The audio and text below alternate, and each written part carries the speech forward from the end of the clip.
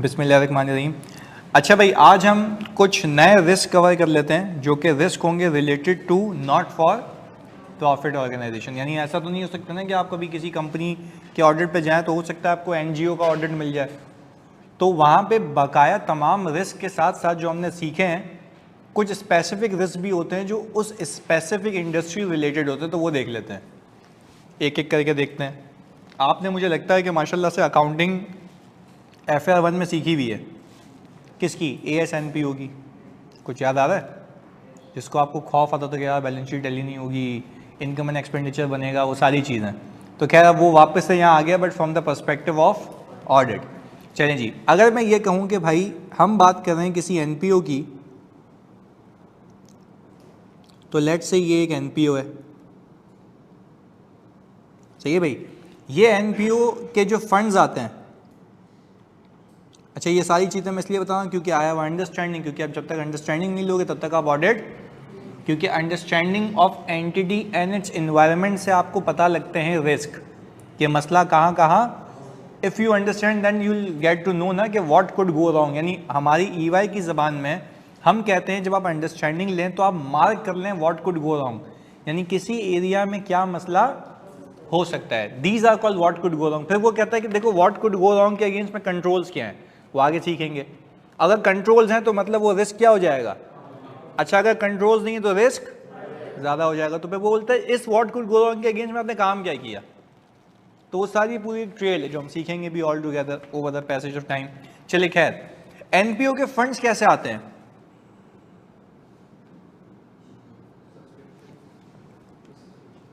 Donation के जरिए, ऐसा ही है। और या तो आप कह लें सब्सक्रिप्शन। अच्छा, अगर मैं NGO की बात करूं तो NGO के अंदर सब्सक्रिप्शन नहीं होती, वो हाँ उसमें सिर्फ डोनेशंस होते हैं। तो क्या मैं लिख सकता हूं यहां पर कि ये जो सब्सक्रिप्शन की बात है ओनली एप्लीकेबल टू NPO? यहां पे हम कह रहे हैं ये NGO की बात हो रही है। अच्छा अब ज़रा बात समझें, कलेक्ट करने के अलग अलग तरीके। अब मैंने कहा कि भाई आपने जो है वो मल्टीपल लोग लगाए हुए हैं,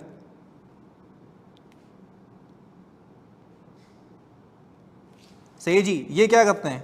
कैश कलेक्शन। सही, ये क्या करते हैं भाई? Cash collection. अच्छा, किसके जरिए करते हैं?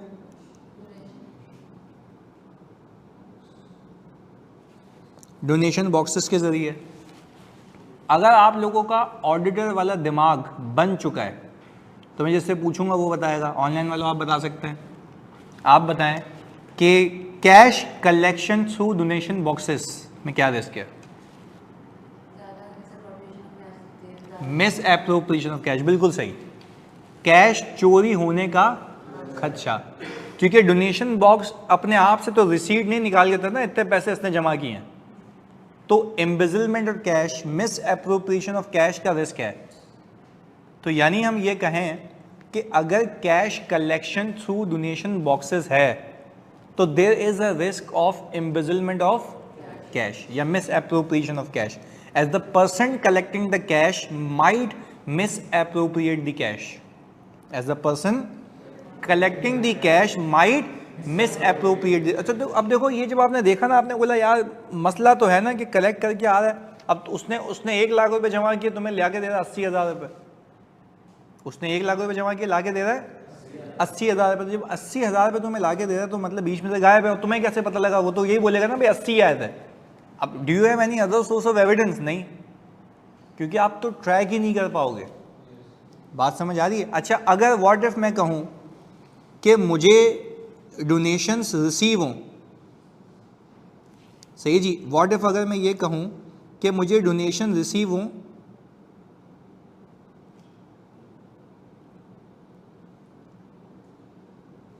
हाँ भी थ्रू बैंकिंग चैनल, तो हमने कहा भाई ये लिख लेते हैं बैंकिंग चैनल।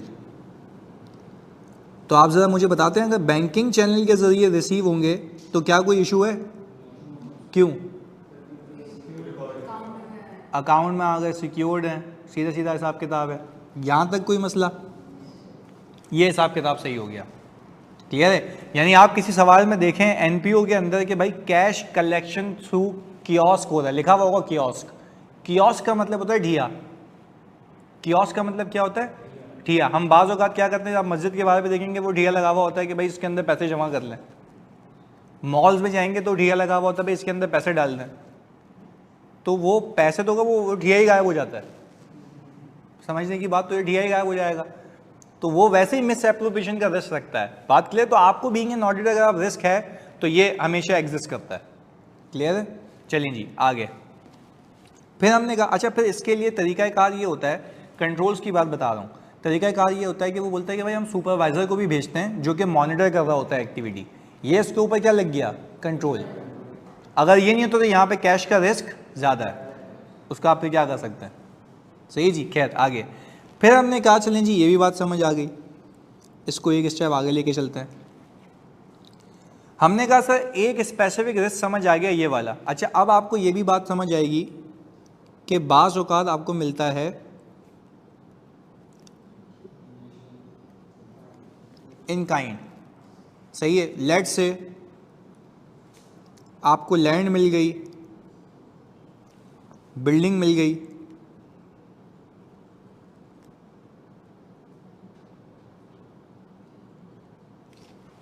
सही है जी, कंप्यूटर मिल गया,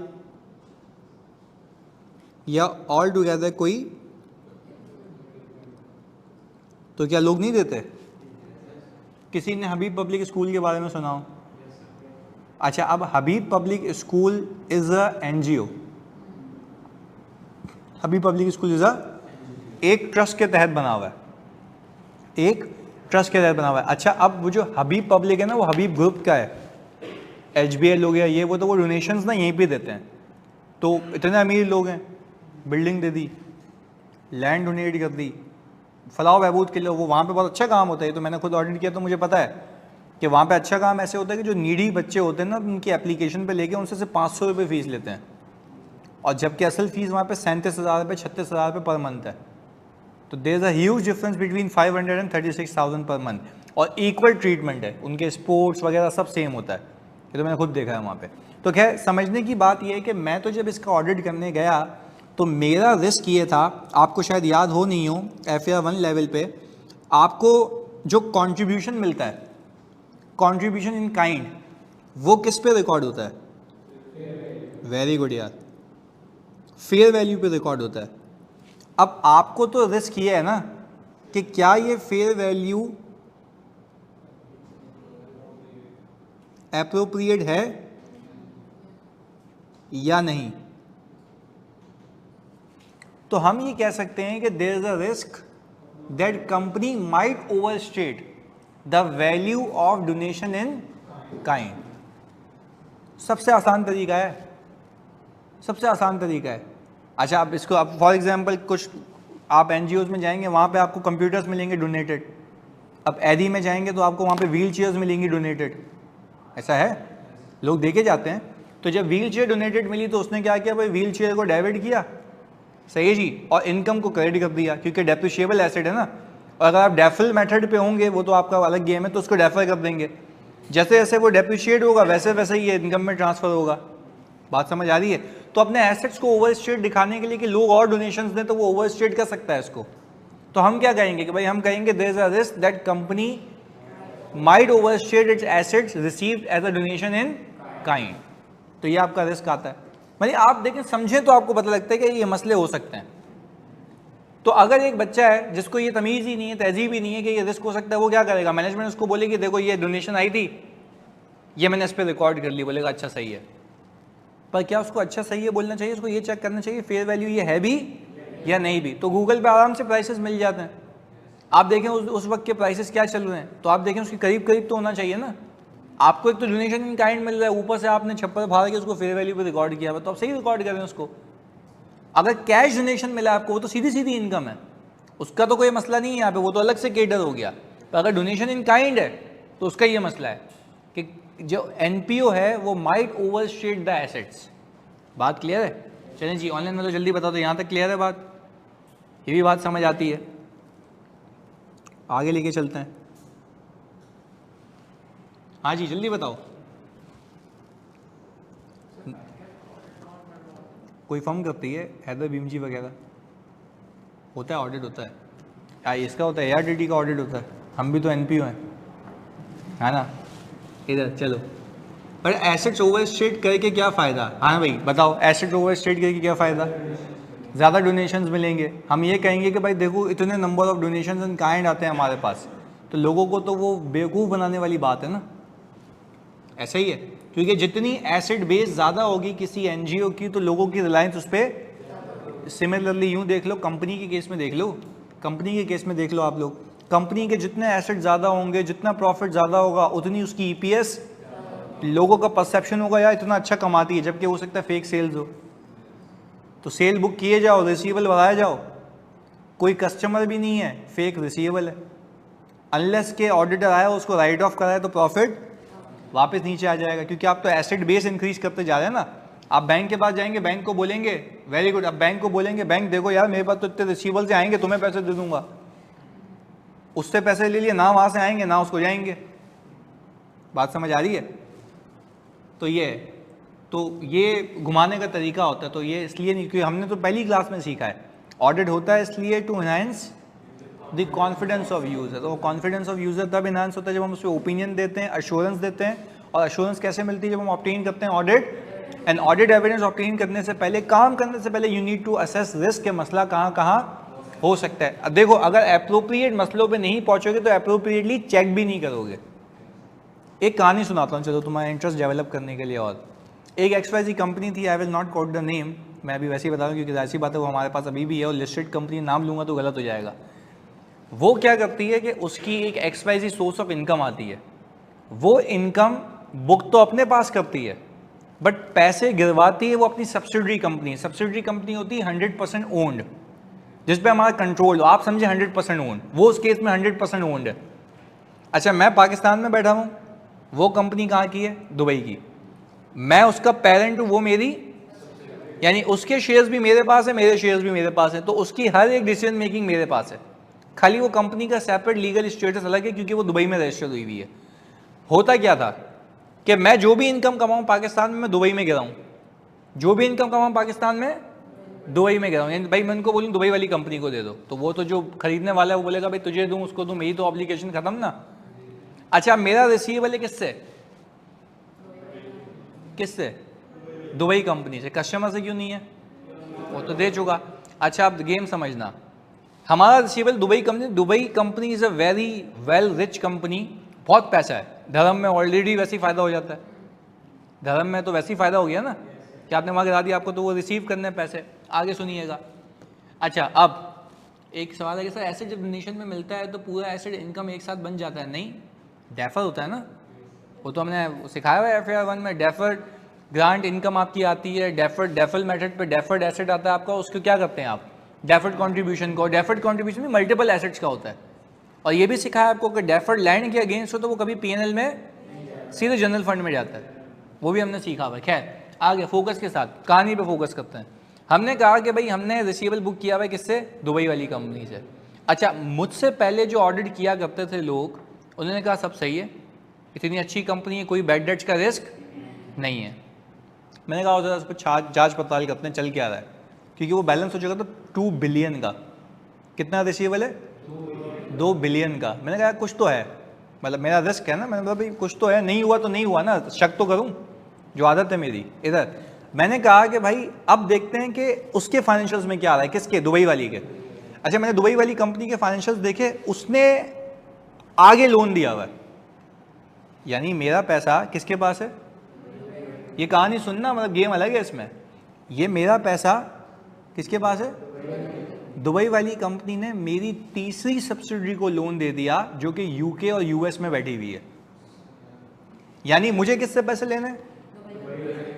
दुबई को किससे लेने? UK और, अच्छा UK US ने दुबई को नहीं दिए, हमें भी नहीं मिलेंगे। मैं गया पार्टनर के पास, मैंने कहा सर देखें एक गेम सिखाना है आज, ये गेम बता रहा हूँ आपको, मैंने कहा आप तो क्या मुझसे भी जीते हैं सर। गेम आपको एक बता रहा हूँ जो मैंने देखा है। ये कंपनी दुबई को फाइनेंस कर रही है, फाइनेंस भी इस तरीके से कि पैसे ही वहाँ गिर रहे हैं और वो अपने पास रखने के बजाय आगे उधार दे रही है।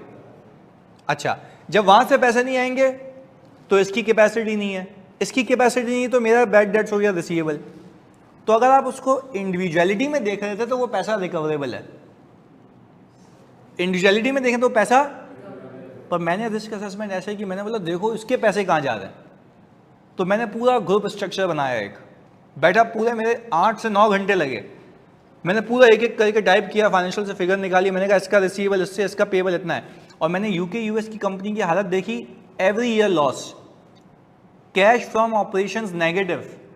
तो मतलब उस कंपनी को चलाने के लिए फाइनेंस कौन सी कंपनी कर रही है? दुबई। और दुबई को फाइनेंस, तो अल्टीमेटली मेरा ही पैसा डूबा ना। तो अब ये सारी प्रिपरेशन करके हम सीएफओ के पास गए, मैंने कहा सर आपका रिसीवेबल इम्पेयर्ड है। कैसी बात कर दी तुमने बेवकूफ़ वाली, तुम्हें अकल है या नहीं है? मैंने कहा सर मैं फिर कह रहा हूँ आपका रिसीवेबल इम्पेयर्ड है। 2 बार मैंने प्यार से बोला, कैसी बात कर रहे हो तुम्हें अभी पार्टनर से बात करता हूँ। मैंने कहा करें। कॉल की तो हमारे पार्टनर ने कहा कि यार तुम ये मतलब क्या गेम कर रहे हो हमारे साथ, बेवकूफ़ समझा मैं तुम लोगों ने हमें। तो वो फिर नीचे आ गया, फिर सीएफओ कहता हाँ इम्पेयर्ड है, मुझे पता है। तो ये कैसे पता लगा? रिस्क असेसमेंट समझ के गया ना, बेवकूफ़ी तो नहीं की। अगर फोकस ही नहीं होता तो मैं देखता ही नहीं, आज तक जैसे चलता आ रहा था वैसे चलता रहता। पर देखो ये तरीके हैं ऑडिट के, ये तो ऑडिट करेंगे तो मैं तुम्हें सिखाऊंगा नए नए आविष्कार। टारगेटेड ऑडिट है, क्योंकि you can not check everything in the financial statements. Targeted पे जाओ तो टारगेट एक्सपीरियंस से आता है, जिसको जितना शौक है वो उतना उसमें सीखेगा। तो हमारा तो दिन रात दीन ईमान यही है, यही करता रहता हूँ मैं, तो ये चलता रहता दिमाग के अंदर। बात समझ आई? हाँ जी ऑनलाइन में तो जल्दी बताओ, बात समझ आई?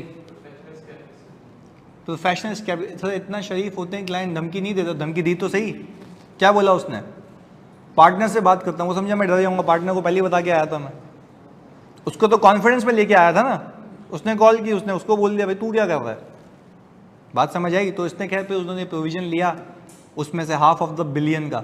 उसने बोला चलो $500 million तो हम रिकवर कर लेंगे। तो उसने प्रोजेक्शन बना के दी, उसने बोला भाई इतने इतने कमाएंगे, इतने पैसे आएंगे तो हमें इतने मिल जाएंगे। तो हमने कहा चलो सही है, $1 billion का प्रोविजन करो। तो उसका जो भी प्रॉफिट था हमने किस में कन्वर्ट कर दिया? लॉस में। So that the financial statement present true and fair view. अब फेयर व्यू है, अपनी कमाई उसको दे के बैठे हुए, वो आने नहीं है पैसे, तुम बोल लो सब सही है। बात क्लियर है? तो this is how you do audit. नहीं होती बेटा, पार्टनर की सेटिंग नहीं होती, दुकान नहीं है ये, ईवा है, ये ईवा है। सही जी, ऐसा नहीं होता, पार्टनर की सेटिंग नहीं होती कभी भी। खैर तुम्हारे पास तो इवन भाई ये मतलब तुम जैसे डॉक्टर हल्फ उठाता है ना कि मैं अच्छे से इलाज करूंगा, तुम्हारा हल्फ ये होता है कि अच्छे से ऑडिट करूंगा। मतलब काहे के तुम चार्टर्ड अकाउंटेंट यार, अगर तुमने ईमान ही बेच दिया, गलत बात है। सही है जी, चलसी तेरी मतलब सोच ही यही है, गंदी सोच। इधर चलो, खैर आगे सुनो। अब हमने कहा कि भाई चलो यहाँ तक कहानी, जैसे ये पूरी कहानी सुनाने का मकसद है, ऐसे बीच में बहुत मौके आएंगे जब मैं आपको रेलेवेंट एग्जांपल्स दूंगा। समझाने का मतलब है proper risk assessment. If you will not assess risk you will do good audit और बैड ऑडिट। बैड ऑडिट आपको फिर पता है कि भाई गया ऑडिट हाथ से, आप इफेक्टिव ऑडिट कर ही नहीं सकते क्योंकि तो आपको समझ नहीं है चीज़ों की। क्लियर है? खैर आगे। अब हमने कहा भाई ये भी बात हो गई यहाँ तक। अच्छा, अब बाज़ औक़ात होता है ये कि आपने सुना होगा तकरीबन एनपीओ या एनजीओ क्या होते हैं? एग्जैम्प्ट होते हैं फ्रॉम टैक्सेशन। अच्छा, जब ये एग्जैम्प्ट होते हैं फ्रॉम टैक्सेशन, तो इसके ऊपर सर प्रोफेशन में प्रैक्टिकली कितनी करप्शन है? यार देखो, मैंने अपने पार्ट पे तो नहीं देखी। आप ये कहें कि जो छोटे चार्टर्ड अकाउंटेंट, छोटे तो नहीं कहना चाहिए खैर, जो अपनी दुकान खोल के बैठे हुए होते हैं, जैसे फॉर एग्जांपल आज मैं अपना एक फर्म खोल के बैठे हूँ, तो मुझे अगर पैसे कमाने होंगे ना, मैं छोटी छोटी दुकानों की ऑडिट करूँगा जिनको लोन चाहिए। भाई अगर फॉर एग्जांपल एक सोल ट्रेडर है, उसको भी तो लोन मिलेगा ना, तो उसकी फाइनेंशियल कंडीशन पे मिलेगा। फाइनेंशियल कंडीशन कैसे पता लगेगी? हिसाब किताब। अगर हिसाब किताब में देख के ऐसे साइन करके दे दो तो बैंक उसको लोन दे देगा, क्योंकि उस पर एविडेंस किसका है? ठप्पा किसका है? ऑडिटर का। पर ऐसे बहुत से लोग मिलेंगे आपको जो ये काम करते हैं, उसमें वो कहते हैं कि भाई सही है, मेरा रिस्क एपेटाइट कितना, फीस वो कितनी दे रहा है? 25,000 रुपये, 30,000 रुपये, 50,000 रुपये। हम क्लाइंट से फीस लेते हैं 5 मिलियन, 10 मिलियन, 12 मिलियन, 15 मिलियन। तो हज़ार और मिलियन में ही देख लो ना कितना फ़र्क है। तो हमें वो नहीं होता। अब जब मैं कोड ऑफ एथिक्स आपको पढ़ाऊंगा तो कोड ऑफ एथिक्स के अंदर वो कहता है कि अगर आपने अपनी क्लाइंट की फीस कम की हुई है तो आप ऑडिट नहीं कर सकते। आप जस्टिफाई करें कि आपकी क्लाइंट की फीस और आपका काम मैच होता है, क्योंकि आप खुद देखो, अगर आपको कोई पैसे कम दे रहा है तो आप काम दिल से करोगे या पेल दोगे? पेल देंगे। यही सुनना था चर्सियों, नहीं होना चाहिए। खैर मेरी ज़िंदगी का उसूल है काम दिल से करो। मेरी ज़िंदगी का उसूल है रिवॉर्ड अल्लाह पे। नहीं, फीस मिलती है ना भाई, कमीशन क्या मतलब? क्लाइंट एक तो बोल रहा है मेरी गलतियां निकालो, ऊपर से मजीद तुम्हें कमीशन भी दूंगा। वाह। हाँ, अब देखें यहाँ पे ये एक तो नाम इसमें लेगा सैया सैंडविच। अच्छा इधर देख ले एक मिनट, तो भाई इसका नाम देखो सैया सैंडविच। चलो जी खैर। अच्छा भाई वो कह रहे हैं पकड़े जाने का रिस्क नहीं होता। भाई पकड़े जाने का रिस्क होता है तो उसकी डिग्री भी चली जाती है, वो तो है ना रिस्क। पर मैं कह रहा हूँ कि big 4 can not take these type of risk. अभी देखो वीडियो पे पेनल्टी लगी है 1.5 मिलियन की, कोई भंड हुआ होगा ऑडिट में, गलती हो गई होगी, मतलब ये नहीं जानबूझ के किया हो सकता है गलती हो गई हो। अब जैसे मैं तुम्हें कह रहा हूँ तुमने रिस्क असेस नहीं किया प्रॉपर, तो तुमसे चीज़ मिस हो जाएगी। अब वो तुम्हें आए क्या बागे कहेगा, अच्छा पेनल्टी भी लगाई ऑडिट ओवरसाइट बोर्ड ने, AOB ने। तो ऑडिट ओवरसाइट बोर्ड ने जब हमारा ऑडिट किया होगा या उनका ऑडिट किया होगा तो उसमें उन्होंने देखा कि यार रिस्क असेसमेंट ये नॉर्मल बंदा भी करता, तुमने क्यों नहीं की, तो उस पर लगा दी पेनल्टी। तो बेसिक उसूल तो पता होना चाहिए ना, तो बेसिक उसूल है ये, तो बेसिक उसूल सिखा रहा हूँ मैं, सही है। हाँ हम पे यार अब तक नहीं लगी, जब तक मैं हूँ तब तक तो नहीं है। और यार मतलब हमारे पार्टनर्स बहुत कॉम्पिटेंट है माशाल्लाह, इसलिए नहीं कि मैं वहाँ काम करता हूँ, दे आर वेरी जीनियस। मैं बहुत सीखा हूँ उनसे, मतलब समझो एक रिफ्लेक्शन हो उनकी, तो वो बहुत सीखा हूँ। अच्छा फराज आता है कह रहे हैं सर सम टीचर्स से कि करप्शन रेशियो बहुत ज़्यादा है। कहाँ पर भाई, कौन सा बंदा कह रही है? वो तो तुम्हें कहानी सुनाने के लिए कुछ भी कह देगा। कहाँ सुना है पहले ये बताओ? शब्बाज ज़ैदी।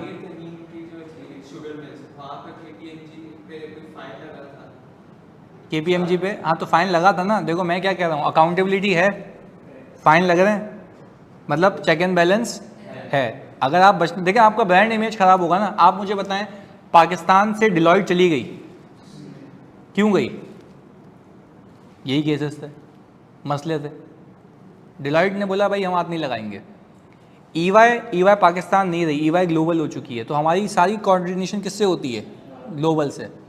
उसने कहा सारे इंटरनेशनल क्लाइंट्स होंगे, क्वालिटी ऑडिट होगा, हमारा भी रिव्यू होता है साथ साथ। जो मैं काम कर रहा हूँ मेरे साथ में रिव्यू चल रहा होता है, जो ग्लोबल वाले कर रहे होते हैं, ताकि अकाउंटेबिलिटी ज़्यादा हो, चेक एंड बैलेंस हो। तो ये चेक एंड बैलेंस है।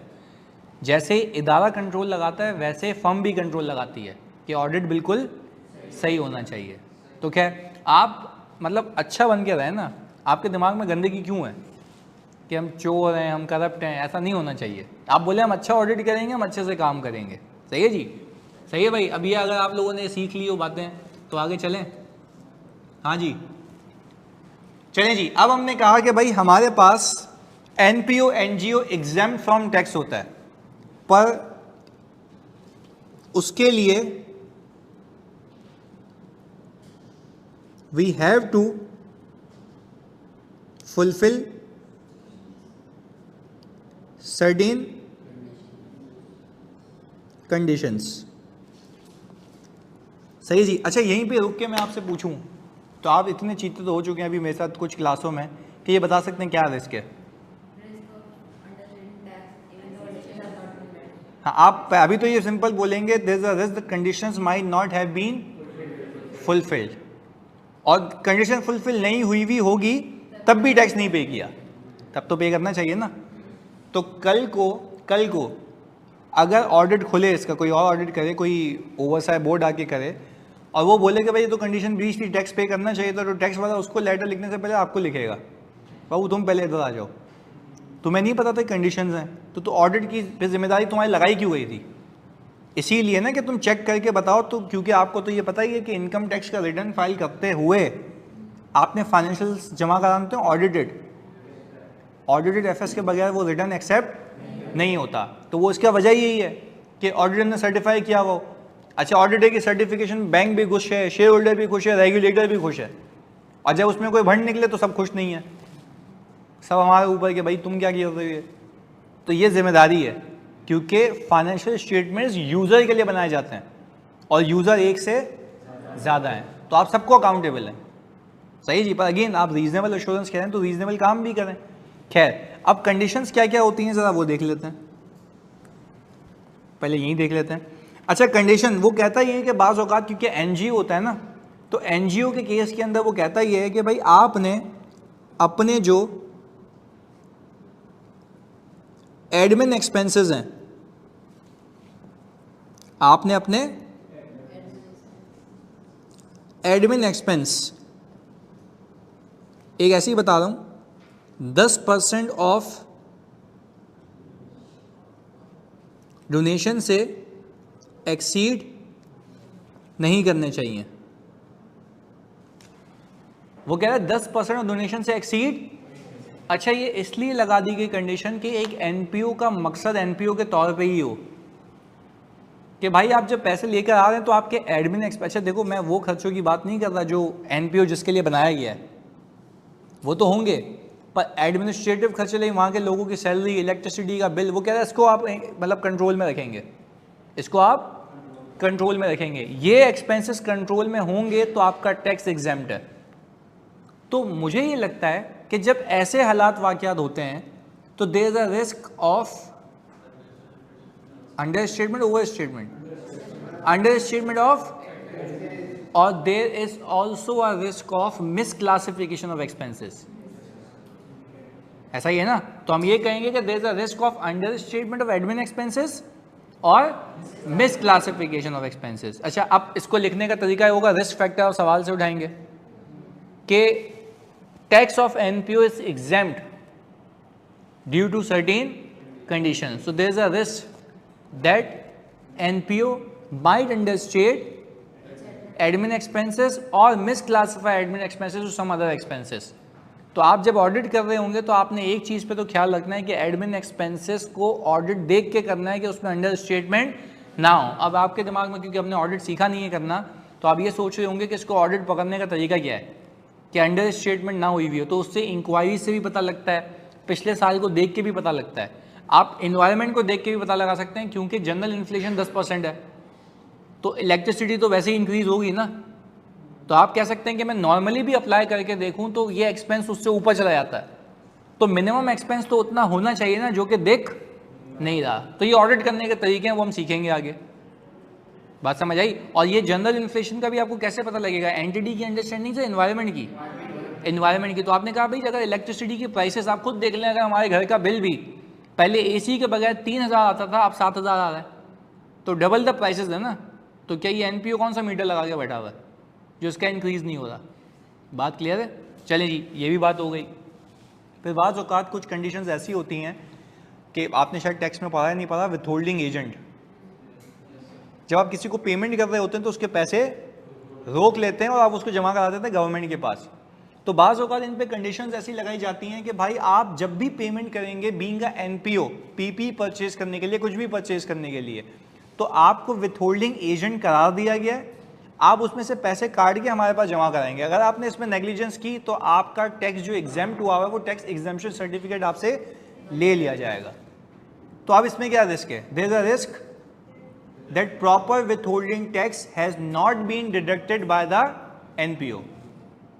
ऐसा ही है, तो ये भी रिस्क है। यानी देखो कंडीशंस की बात है, आप अगर फोकस कंडीशंस पे करें कि भाई कंडीशन मीट नहीं होगी तो मेरा टैक्स आना चाहिए जी। हाँ, सवाल में होंगी तब तो। अगर अच्छा, अगर सवाल में आपको फिर भी लिखना हो, अगर लेट से इनका मैं ऑनलाइन मतलब बताता हूँ, इनका सवाल ये है कि जनरल कंडीशन तो नहीं है। अच्छा, वैसे इनकम टैक्स ऑर्डिनेंस के अंदर ये बात तो तय है कि एक्सपेंसेस को कटेल किया हुआ है, वो होंगे तो एग्जाम्पशन मिलेगी। तो आप जनरली भी लिख सकते हैं कि there is a risk that the NPO might have breach the tax exemption conditions, as a result tax might not have been recorded. तो वो आप एक जनरल पॉइंट लिख सकते हैं। सही है जी। सर, इसमें ओवर स्टेटमेंट डोनेशन का भी रिस्क है ना। अच्छा देखो, ओवर स्टेटमेंट डोनेशन कैसे होगा, क्योंकि यहाँ पर रिसीवेबल तो बुक होता ही नहीं, जो है वो कैश है। हाँ, अनलेस के देखो यहाँ पे कोई कॉम्पिटिटर तो नहीं है ना जिससे मैं मैच कर रहा हूँ। आप बात समझें भाई, ओवर स्टेटमेंट ऑफ रिसीव मैं डोनेशन क्यों दिखाऊंगा कैश वाली? मैं हाँ, ओवर स्टेटमेंट डोनेशन वो दिखा सकता हूँ इन काइंड वाली, कैश वाली तो जो है वही रिकॉर्ड होगी, उसमें तो कोई पंगा नहीं है ना। क्लियर है जी? कौन सी वाली? देखो विथहोल्डिंग टैक्स, वो कह रहा है कि भाई अगर आप लेट से इससे आपने पीपी परचेज किया, तो आप पीपी परचेज करते वक्त वो कह रहा है कि भाई इसकी जो तुम प्राइस पे कर रहे हो उसका 10% रोक लेना। अच्छा 10% रोकने में ना उसका नुकसान है ना तुम्हारा नुकसान है। वो तुम क्या करोगे, अपना ट्रेड पेबल डेबिट जो भी तुम्हें उसको पे करना है, सही, उसको 90 रुपये पे करोगे 100 रुपये में से, और 10 रुपये तुम कर दोगे पेएबल टू गवर्नमेंट। वो सामने वाला बंदा क्या करेगा जिसका तुमने टैक्स रोका है, रिसीवेबल क्रेडिट करेगा, कैश डेबिट करेगा 90 से, और एडवांस टैक्स टू गवर्नमेंट 10 रुपये। जब वो अपना रिटर्न फाइल करेगा तो बोलेगा गवर्नमेंट को 10 रुपये तो तुम्हें ऑलरेडी दे चुका हूँ, बकाया लो मुझसे। और 10 रुपये वो कैसे दे चुका है? एडवांस में। उसने दिया या हमने जमा कराया? हमने जमा कराया। तो ये नुकसान नहीं है, साल के आखिर में हिसाब किताब होता है कि भाई इतने पैसे, इतना मेरा टैक्स बनता है, इतना मैं आपको दे चुका हूँ। ये इसलिए होता है ताकि जो गवर्नमेंट अथॉरिटीज़ हैं अपने कैश फ्लो को मैनेज करे, कि कैश आता रहे और साल के आखिर में रिटर्न फाइल हो जाता है। क्लियर है? नहीं, टैक्स क्रेडिट नहीं है, this is not a tax credit. तो टैक्स क्रेडिट तो आपको फायदा होता है बेटा, टैक्स क्रेडिट आपको फायदा, this is not the benefit, this is the deduction of amount that you have already settled. आप कह रहे हो 20 रुपये का टैक्स बनता है, 10 रुपये पे करूँगा, 10 रुपये बाकी पे करूँगा। क्लियर है? हाँ जी, ऑनलाइन में तो यहाँ तक कोई मसला, जल्दी बता दो सारे बच्चे। हाँ, कंडीशन ये होगी कि जितने भी जहाँ जहाँ आपने विथहोल्ड करना हो वहाँ वहाँ विथहोल्ड कर चुके हो। अगर नहीं किया तो वो कंडीशन क्या हो गई? ब्रीच हो गई। तो वरना बीइंग एन ऑडिटर आप उसको कहोगे टैक्स बुक करो भाई, कल को टैक्स अथॉरिटीज़ ने अगर ये पकड़ा ऑडिट में तो हमारे मसला है। क्लियर है? और आप खुद देखो, अगर ये आपको चीज़ नहीं पता हो, अच्छा इसको ऑडिट कैसे होता है ज़रा ये भी सीख लो, प्लीज़ सुनना है ये फोकस के साथ। इसका ऑडिट कैसे होता है? जब आप इस चीज़ को वेरीफाई करने लगते हैं ना, तो आपने एक काम करना होता है। आप ये देखते हैं कि इनकम टैक्स ऑर्डिनेंस के अंदर कौन कौन सी पेमेंट्स पे आपको विथहोल्ड करना था। तो जब आप एक्सपेंसेस को वेरीफाई कर रहे होंगे ना, पेमेंट्स को, तो आप अपने दिमाग में ये रखेंगे कि ये पेमेंट उससे मैप हो रही है। यानी लेट से अगर एक रजिस्टर्ड पर्सन है और आप पीपीई की खरीदो फरोख्त कर रहे हैं, तो उसने कहा था पीपीई को खरीदते वक्त अगर अनरजिस्टर्ड पर्सन से बाय कर रहे हो तो उसका 15% का टैक्स विथहोल्ड करना, और रजिस्टर्ड से डील कर रहे हो तो 10% का। तो आपको ये तब पता लगेगा ना जब आपकी रिस्क असेसमेंट हुई होगी। तो उस ऑडिट के वक्त, उसकी चेकिंग के वक्त आपने ये मेक श्योर करना है कि अगर अनरजिस्टर्ड पर्सन है सामने वाला तो 15% विथहोल्ड करना। तो आप बोलेंगे सर ये हमें कैसे पता लगेगा अनरजिस्टर्ड है? उसका एनटीएन नंबर नहीं होगा, तो आप उसकी कंपनी का नाम डालेंगे उसकी एफबीआई की साइट के ऊपर, वो अनरजिस्टर्ड में आ रहा होगा, उसका नाम ही नहीं होगा। तो इसका मतलब ये है कि वो बंदा रजिस्टर्ड है या अनरजिस्टर्ड है? तो अनरजिस्टर्ड है तो उस पर टैक्स कितना लगना चाहिए? तो this is how you do a proper audit, कि आपने पूरी अच्छा अगर आपको ये पता ही नहीं है तो आप बोलोगे अच्छा 10%, हाँ भाई इनवॉइस में कहते वो जो मैंने बताया बंदी करके आई थी कि 10% है तो 10% है, हाँ सही है, क्योंकि उसने किया हुआ ना, तुम तो उसी की चीज़ को देख के। आपका रिलायबल सोर्स ऑफ एविडेंस क्या होता है? इंटरनल या एक्सटर्नल? एक्सटर्नल। वो तो जो उसने किया हुआ वो तो है ही। एक और कहानी सुनाता हूँ तुम्हें। एक बच्चे ने, मैंने कहा कि भाई तुम ये देखो, मैं तुम्हें अभी रीसेंट एग्जाम्पल बता रहा हूँ, किया है क्या। बैंक रिकन्सिलिएशन का आइडिया है? पक्की बात है ना, भूले तो नहीं हो? ओके जी, ओके, हाँ रिकन्साइल करते हैं। अच्छा भाई, हुआ क्या एक क्लाइंट के ऊपर, मैं तुम्हें लिटरली अभी कुछ दिनों पहले की एग्जांपल बता रहा हूँ। किसी क्लाइंट पे हुआ क्या कि भाई हमारे पास बैंक बैलेंस आ रहा था, सही जी, 200 मिलियन का। कंपनी ऐसी बात इतना तो रखती हैं, 200 मिलियन का बैंक बैलेंस आ रहा था, सही जी, मेरी बुक्स के अंदर। अच्छा, और मेरी बैंक स्टेटमेंट के अंदर आ रहा था 120 मिलियन। कितना ज़्यादा? 80 मिलियन। अच्छा, मुझे देख के डाउट हुआ, अच्छा हो सकता है रिकन्साइलिंग आइटम इतने हों। ये अभी शो कर रहा है अनक्लियर्ड चेक्स। ये क्या शो कर रहा है? पर मसला ये कि जिस कंपनी का मैं ऑडिट कर रहा हूँ ना, उसका ईयर एंड है 31 दिसंबर। आज 31 दिसंबर को गुजरे हुए कितना टाइम हो चुका है? 3 महीने। कितने महीने? कहानी सुने खाली आप। 3 महीने हो चुके हैं 31 दिसंबर को गुजरे हुए। अब तक तो क्लियर हो जाना चाहिए ना। अच्छा, अब मैंने अपने बच्चे को बोला कि भाई मुझे रिव्यू करवा। उसने कहा कि भाई बैंक बैलेंस हमारे पास as per ledger 200 million, bank statement में 120, 80 मिलियन का डिफरेंस है। उसने कहा सर 80 मिलियन के अनक्लियर्ड चेक्स हैं। मैंने कहा अच्छा सब्सिक्वेंटली क्लियर तो हुए होंगे ना। उसको ऑडिट करने का तरीका ये होता है कि आप कंपनी से ईयर एंड के बाद वाली बैंक स्टेटमेंट मांगे। उसके अंदर वो पैसे आ गए होंगे ना, पक्की बात है, ये कहानी समझ आ रही है, उसके अंदर पैसे आ गए होंगे ना, तो मतलब वो जेन्युइन थे। अच्छा मैंने कहा कि 3 महीने में गिरे पैसे, बोले नहीं सर नहीं गिरे पैसे, तो मैंने कहा भाई कहाँ गिरे, बोला सर पता नहीं है, तो रिकनसाइलिंग आइटम आ रहा है। मैंने कहा अजीब तू बेवकूफ़ आदमी है यार। बोला सर मैंने एंट्री वेरीफाई की है, इन्होंने क्या किया, सुनना बोल क्या रहा है, बोल रहे मैंने एंट्री वेरीफाई की है, इन्होंने बैंक डेबिट रिसीवेबल क्रेडिट किया है, बैंक डेबिट।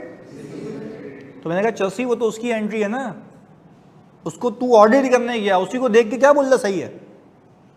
तो उसने बोला सर यार ये मेरे को बात नहीं समझ आया। मैंने कहा भाई खुदा के बंदे, उसने हरकत ये की हुई है कि बैड डेट एक्सपेंस से बचने के लिए आखिर में फेक एंट्री मारी हुई है कि पैसे आ गए हैं जबकि आए नहीं है। तो ये ऐसे लोग तो ऐसे तो तभी तो बैंक रिकंसिलिएशन से इतनी चीज़ें पकड़ी जाती हैं।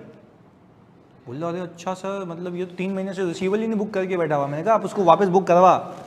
फिर मैंने क्या किया, वापस से एंट्री रिवर्स करवाई। मैंने बोला आप वापस से बैंक को करें क्रेडिट और रिसीवेबल को डेबिट, क्योंकि वो कभी चेक आया ही नहीं था। वो बोल रहे सर वो क्या चेक है, मैंने कहा लेके आ जा, आज तू भी यही है मैं भी यही हूँ। अच्छा उसने बोला चेक मिल नहीं रहे, मैं एंट्री रिवर्स कर देता हूँ। तो मैंने कहा कर ले भाई, मेरा मकसद क्या है, सही करवाना, सही करा लिया। तो अब मैंने कहा कि वो इतने लॉन्ग आउटस्टैंडिंग बैलेंसेस थे, उसको मैंने प्रोवाइड करवा दिया। तो समझने की बात यह है कि ऑडिट इस तरीके से चलता है। वो लोग सिखाने की बात बता रहा हूँ मैं आपको, यहाँ तक क्लियर, यानी एक एविडेंस देना था आपको सिखाने के लिए कि external source of evidence reliable होता है, उसकी एंट्री को तो वेरीफाई करना, वो चलसी उसकी एंट्री को देख के बोला सही है, सही है, ये बात समझ आ गई। चलें इसका एक आखिरी मरहला, एनजीओस के अंदर यूजुअली वॉलंटियर्स काम कर रहे होते हैं। एनजीओस के अंदर यूजुअली वॉलंटियर काम कर रहे होते हैं। क्या होता भी ऐसा कि वॉलंटियर करूंगा भाई, जाके मैं बैठ जाऊंगा, पैसे नहीं लेते को फलाह बहबूद के लिए, ऐसा है।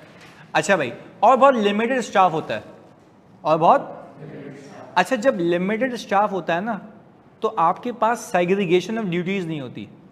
एक चीज़ बताता हूँ उसका मतलब क्या है। सेग्रीगेशन ऑफ ड्यूटीज़ का मतलब ये है कि अगर मैं आज अपने ARTD के काउंटर के ऊपर एक ही बंदा बिठा दूं जो ID का एक्सेस दे और पैसे ले और रिकॉर्डिंग करे तो फ्रॉड हो जाएगा, और गलतियां भी होंगी। फ्रॉड और गलतियां दोनों हो सकती हैं। फ्रॉड कैसे होते हैं सुनना भाई, अगर मैंने तो कंट्रोल लगाया हुआ है ना यहाँ पे। कंट्रोल क्या है, पैसे लेने वाला अलग, ID इशू करने वाला।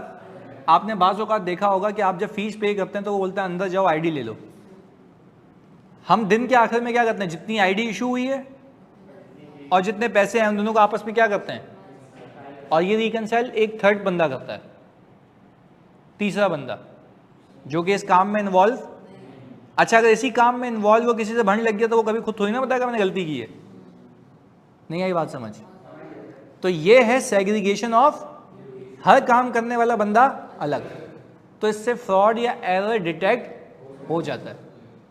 एनजीओज में अगर आपको ये पता लगे कि एनजीओ के किसी भी इदारे में कि एक ही बंदा है जो सारा काम करता है, तो क्या एरर के चांसेस ज़्यादा हैं और फ्रॉड के चांसेस भी ज़्यादा हैं, क्योंकि जाहिर सी बात है एक ही बंदे पे सब काम डाल दोगे तो वो सही परफॉर्म नहीं करेगा। पहले तो यहाँ तक क्लैरिटी है, पक्की बात है। तो this was all about NP और NGO.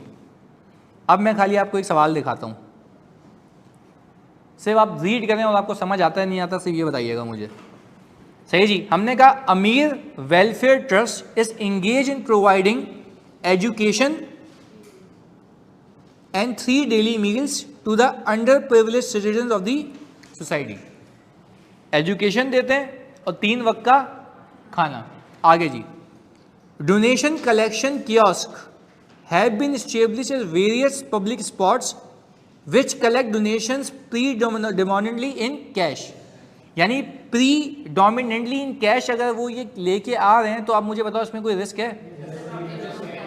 Risk of miss appropriation of cash, तो आपने लिख दिया। अच्छा फिर लिखने का तरीका क्या होगा सब बता दो एक साथ।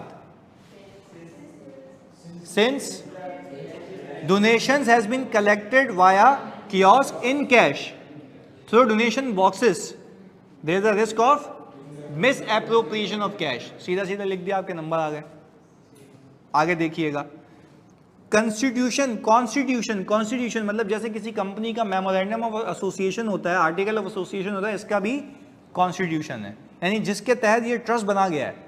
अब आईकैप के भी बाय लॉज है ना, जो आपको रिस्ट्रिक्ट करते हैं कि भाई ये पेपर इसके साथ नहीं दे सकते, ये नहीं हो सकता, 6 महीने में पूरा करना है, 2 साल में, ये सारी चीज़ें, तो ये भी इसके कानून है। आगे admin cost should not exceed, तो क्या इसमें कोई मसला है? क्या मसला है? Under statement of admin expenses और मिस क्लासिफिकेशन, वेरी गुड यार। अच्छा, due to the restriction AWT, अच्छा बोल रहे क्योंकि ये रिस्ट्रिक्शन है, AWT ने एम्प्लॉय किए हुए हैं ओनली वन अकाउंटेंट जो कि पार्ट टाइम बेसिस पे काम करता है। Segregation of, as there is only one employee who is responsible for everything, there is a lack of segregation of duties and there is a risk of high errors। ज्यादा error का मसला है ना, क्योंकि एक ही बंदा सब कर रहा है, एरर और फ्रॉड दोनों। अच्छा भाई आगे, कॉन्स्टिट्यूशन फर्दर ये बताता है कि AWT जो है मेंटेन करेगा separate bank account for donation collected for education and, ये मैंने सिखाया नहीं है पर तुमने बता दिया, मजा आ जाएगा।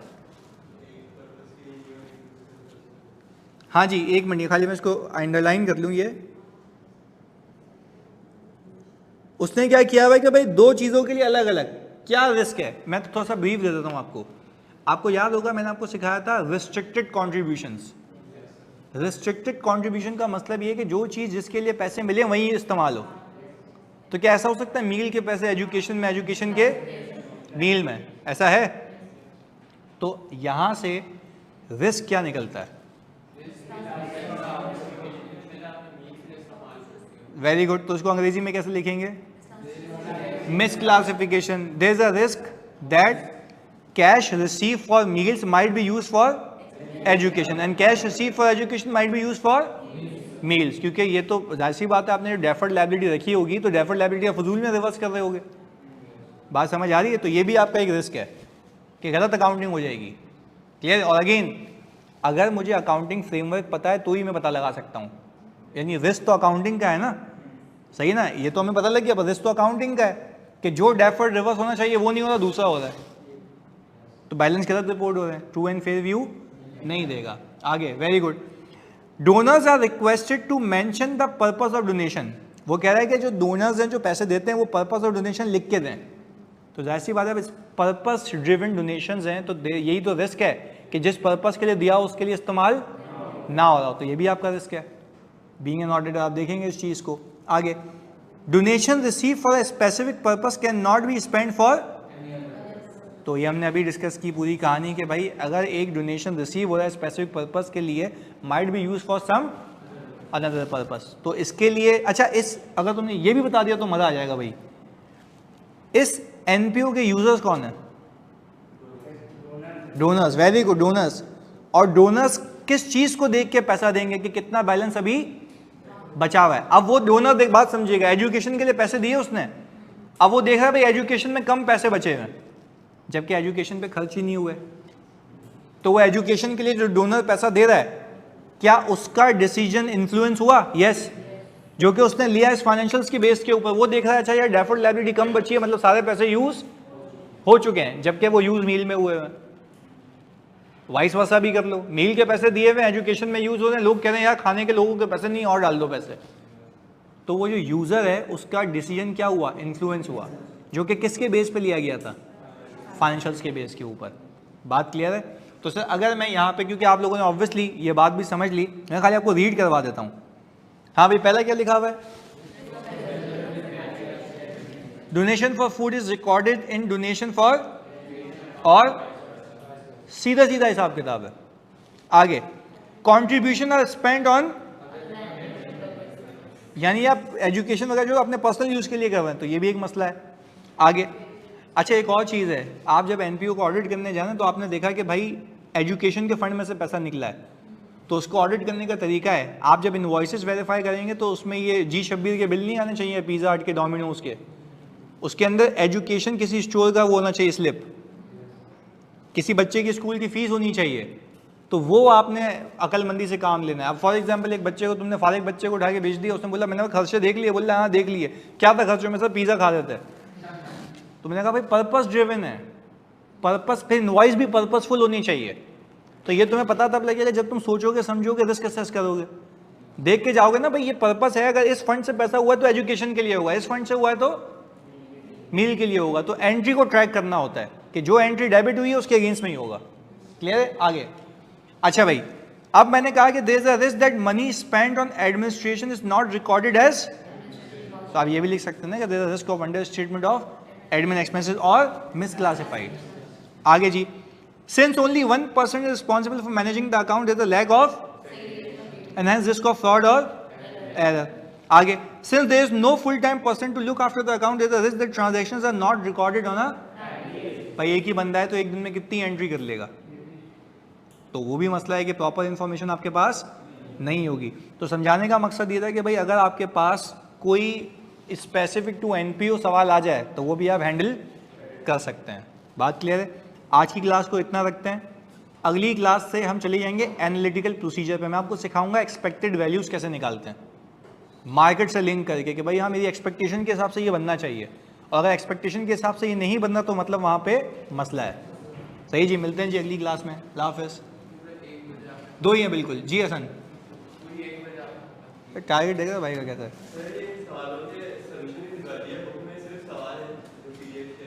नहीं सोल्यूशन है आखिर में, पीछे होंगे। PDF भिजवा देता हूँ मैं, सोल्यूशन भिजवा देता हूँ। नहीं है इसमें, सोल्यूशन भिजवा देता हूँ आज। सही है, मुझे उस पर भेज दो जानी, ये तस्वीर खींच के उस पर भेज दे हसन व्हाट्सएप पे, मैं रास्ते में जाते हुए बताता हूँ। सही है।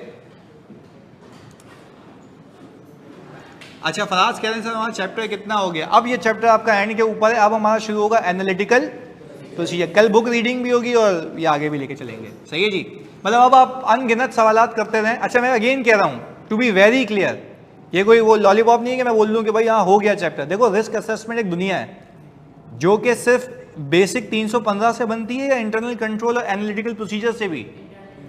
फ्रॉड का ऐसा अलग है, ये सारे चैप्टर्स मिला के रिस्क बनता है। तो ये नहीं कहूंगा रिस्क खत्म हो गया, हाँ 315 की हद तक खत्म हो गया। सही है जी, मिलते हैं जी अगली क्लास में। अगले हफ्ते प्रिंटेड बुक अवेलेबल हो जाएगी। सही है, या इसी हफ्ते कोशिश करता हूँ सैटरडे तक। हाँ पास पेपर कर सकते हैं, बट अगेन वो पास पेपर करो जो मैं करवा रहा हूँ अभी, ठीक है। किसी सवाल में एनालिटिकल प्रोसीजर आ गया तो कैसे करोगे? तो वो मिक्स है ना, तो मेरे साथ साथ चलो मेरी सीक्वेंस में।